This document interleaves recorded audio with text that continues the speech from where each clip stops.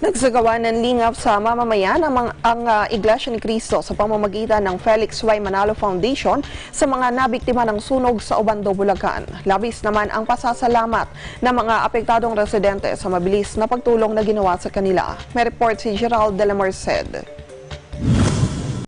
196 na pamilya sa kabuuan ang nasunugan dito sa Paliwas, Obando, Bulacan o kilala din sa tawag na Smoky ang lugar.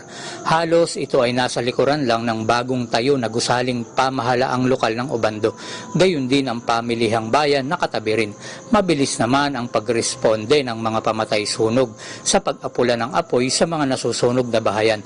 Bagamat umabot din sa ikatlong alarma ayon sa nakalap natin na tala ng pamahalaang lokal ng Obando, Bulacan. Nagsagawa nga ng lingap sa mamamayan ang Felix Y. Manalo Foundation sa mga nabiktima ng sunog.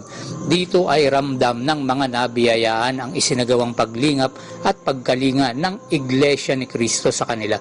Nagpapasalamat din sila ng lubusan at hindi sila itinuring na iba sa mga kapatiran dahil sa natanggap nilang bahagi mula sa FYM Foundation. Sa kabuuan ay masaya ang lahat ng mga kapatiran sa pagtulong lalo na sa mga ganitong nakikibahagi sila at anya nila ay patuloy nilang isasagawa ang ganitong mga pakikipagkaisa sa lahat ng pagkakataon. Mula dito sa bayan ng Obando, Bulacan, Gerald de la Merced, I am one with 25.